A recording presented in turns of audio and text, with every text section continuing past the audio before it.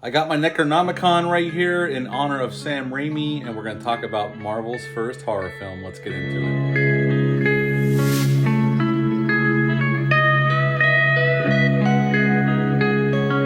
Hey, welcome back to the channel. Hope you're all doing well out there. And today we're going to talk about Marvel's first horror film. But before we get into it, like, comment, and subscribe. Join me here. I would appreciate that. I did start a Discord. If you don't know what that is, just search Discord online. It's free. Set up an account. Look for my name, Real Creative, Brian Rummel, and join me there with a bunch of other folks. And we can talk horror movies or any kind of movies all day, every day to your heart's content. And today we're going to talk about Doctor Strange in the Multiverse of Madness. Yes. I finally got to see this past weekend on Sunday with my wife and my son. My son really wanted to see it. And my buddy Dale _A from the Bat and Spider podcast. Shout out to those guys. Those guys are awesome. He took his whole family as well. And I'm going to give you my thoughts on this little slice of heaven. And what we're going to talk about. This film dropped on May 6th, a couple weeks back. It's rated PG-13. It's 2 hours and 6 minutes long. And the big thing about this film, and the reason why I really wanted to see it, is Sam Raimi directed it. Now, I liked the Marvel films from Iron Man through Avengers Endgame. I didn't see them all. Some of the characters I like in the Avengers or in another movie, but I wouldn't, like Thor, I didn't see his, I saw his first movie, I didn't see the second one, or Ragnarok. I'm not a comic book reader, so if a character doesn't grab me, I like Thor in the Avengers, just to be straight up front with you, but on his own, I could take him or leave him. Doctor Strange, I like him in the Avengers. I never saw the first Doctor Strange. The only reason I wanted to see this film, some of the Marvel movies that have come out since Endgame haven't really interested me, besides Spider-Man No Way Home, which I thought was pretty damn good. I haven't seen the TV shows. I didn't see WandaVision, none of that. Doesn't interest me. This film interests me because of one reason, and one reason only.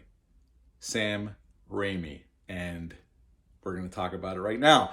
Benedict Cumberbatch plays Dr. Stephen Strange, as he has since he's been introduced in this universe. Elizabeth Olsen plays Wanda Maximoff, or Scarlet Witch. And there's some other folks as well. And being it's a Sam Raimi film, Bruce Campbell has a cameo. He has 2 scenes, and they're fabulous. And he plays Pizza Papa, and it's the chin, baby. And you can't help but smile when Bruce Campbell's on screen. This film, I know they said you had to see WandaVision to understand what's going on here. I didn't see it.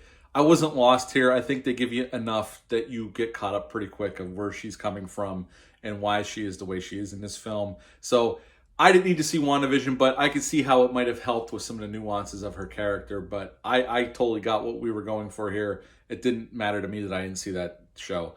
Everything made sense to me, and I didn't have any questions, really. Overall, the movie is basically about American Chavez. In the beginning of the film, we're introduced to her. I'm not familiar with her character, so it's a new character to me because, again, I don't read the comics. Nothing against that. I was just never a comic book fan, but I do like some of the characters like Batman, Superman, and that, Spider-Man. And she has the power. She can't control it, and she can jump through the different universes or the multiverse. When she gets scared or super excited, she can do the jump. She hasn't learned how to harness the energy or this power yet. And Wanda wants this power because she wants to be able to, she wants to take it from her and basically kill her so she can go live in a universe where her children are and be a mother to these children.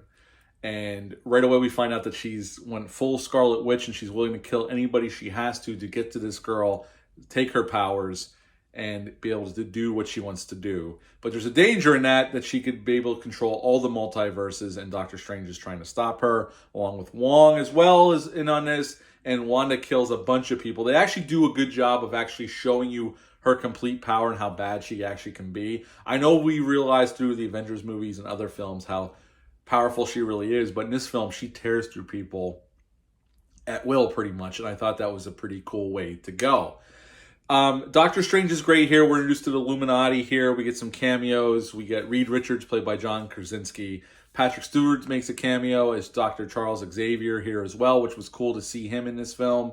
And we get some different stories about different Doctor Stranges, and we have different iterations of Doctor Strange. Here we got a bad Doctor Strange. And pretty much it's just about Doctor Strange trying to figure out how to harness American Chavez's powers and to get this book to stop Scarlet Witch so he can save the universe. And that is pretty much the story of Doctor Strange in the Multiverse of Madness. Now, the reason we're going to talk about it right now, the reason I wanted to see this film is Sam Raimi. Sam Raimi has not directed a film since in 9 years since Great and Powerful Oz. Now, he did direct the pilot episode for Ash vs. Evil Dead, which I love that series, and that pilot episode is amazing. And I think he directed other few TV projects, but he hasn't done a film in 9 years. And to come back with a $200 or $250 million big budget MCU film, I thought was a stroke of genius when they announced it. The only thing that worried me is, and this is going to be a criticism of Marvel, sorry folks that are big Marvel fans, their movies are starting to look a lot alike. Like they're Xerox, copy and paste and repeat. Unfortunately, that's what they're looking like. No matter what director they get to come in, they're all starting to look the same. We had Jon Favreau kick off Iron Man. He did a nice job directing that film. I thought the Russo brothers did a good job with the last two Avengers films. James Gunn did a good job with Guardians of the Galaxy films. But a lot of the other films, even though I might not have seen the whole film, I saw parts of them. They all kind of look like copy and paste films, which gets very boring. Yes, they all look pretty. They all have nice cinematography. The effects are pretty good. But there's nothing to differentiate each film from the other one. Like the style-wise, they all kind of look the same. They're all in the same ballpark. So this was the one film that I was excited about because we all know Sam Raimi has a very distinctive style that he's been honing since Evil Dead, the original Evil Dead film. And when you see a Sam Raimi film and those moments happen, they're fucking spectacular. So I was concerned that they were going to try to tie Raimi's hands behind his back. But I got to be honest, there are more than enough moments in this film where Sam Raimi gets to show what Sam Raimi can do, and it's awesome. I had a smile on my face, ear to ear, when these moments happen. There are actually legitimate scenes that my mouth dropped that Marvel actually let Sam Raimi do the things that he does in this film. This was definitely a risk for Marvel, and they've been playing it safe for a while since the Avengers Endgame. They've been playing it kind of safe from the movies I have seen.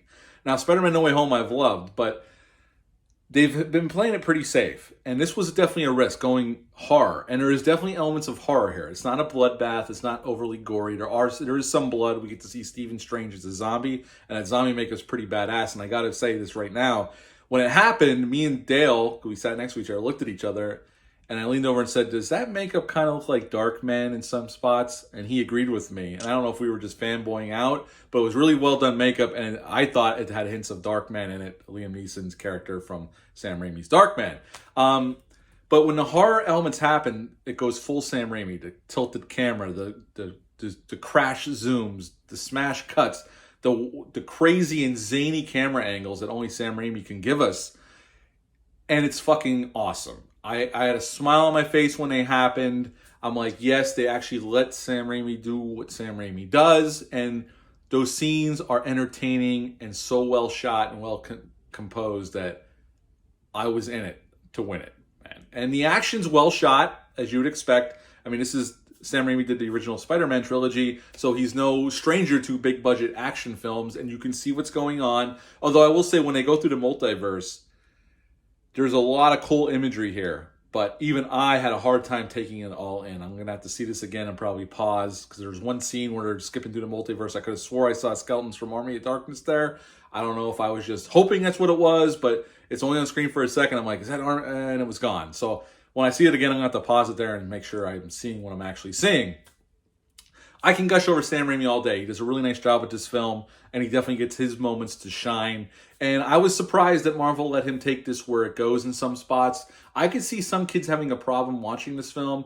My son was okay, but I did hear when Stephen Strange is on screen as a zombie, Stephen Strange, I did hear a couple kids crying behind us. I don't know if that's why they were crying. I couldn't hear what they were saying. It was pretty loud, but yeah, there was a few kids I don't think were digging it, but I dug it. I ate it up, and my son had no head problems with it, and he's 10. So it just depends on your child's threshold for this kind of thing. But at the end of the day, I was thoroughly entertained by this film, and the acting is great across the board. I can't complain there. I thought, although I have a couple little complaints about this film. I think this becomes more of a Scarlet Witch movie than a Doctor Strange film, even though it's called Doctor Strange. It's Doctor Strange is in the title. It kind of becomes more of a Scarlet Witch film. I mean, Doctor Strange and Scarlet Witch are the two main characters. No doubt. They get the most screen time, and they get the most to do. But Scarlet Witch gets the bigger arc throughout the film. And this almost becomes a film about her in a lot of ways. So in that point, depending on how big of a fan you are of Doctor Strange, to me, I like Doctor Strange as a character, but I'm not again, I'm not beholden to the comics, so I don't know how your feelings are going to be. But I did notice that. I know 40 minutes of this film were cut out. There was originally a longer cut. I know some big cameos got cut out. And supposedly there was some studio mandated reshoots on Sam Raimi. Sam Raimi didn't say that. Bruce Campbell actually said that in an interview about 3 or 4 weeks ago. He said the studio mandated reshoots to Sam Raimi. Sam kind of played it more politically correct and said, they were necessary reshoots, but whatever. I don't know. Maybe we'll see those 40 minutes eventually. I don't know. This movie dropped 3 days after the 20th anniversary of the release of the original Spider-Man film. I thought that was a pretty cool little tidbit of information. And that Sam Raimi's Delta 88 does make an appearance, like it does in all his films. The car from the Evil Dead film does make an appearance in this film, and it makes an appearance in the one multiverse where it's a decaying multiverse. It does make an appearance briefly in that part. And Bruce Campbell's cameo is fantastic. And stay throughout the credits. There's 2 after credit scenes, and Bruce Campbell is in one of them. At the end of the day, I was entertained. This movie did what I wanted to do, is basically give me a showcase for Sam Raimi's talents. And that's what I got, and I ate it up. So at the end of the day, I'm going to give this an 8 out of 10. I thoroughly enjoyed it. I did have some problems with it. There's a scene where it turns into a fist fight between Strange and this other character, and it felt out of place in this film. Like, why are these 2 characters brawling like it's Chuck Norris against some bad guy? But that's what happens, and it only goes on for a few minutes, but it felt, me and Dale looked at each other, I'm like, does this really feel like the same movie here for this little bit? That was strange too, and there's a few other nitpicks I have, but at the end of the day, I was entertained, and they let Sam Raimi do Sam Raimi shit, and I was there for it. So yeah, 8 out of 10 for Doctor Strange in the Multiverse of Madness. Have you seen this yet? Leave a comment down below, let me know. Hit the thumbs up, hit the subscribe button, share this video, I greatly would appreciate that. I'll be back soon with a review for Zodiac, but until then, bye.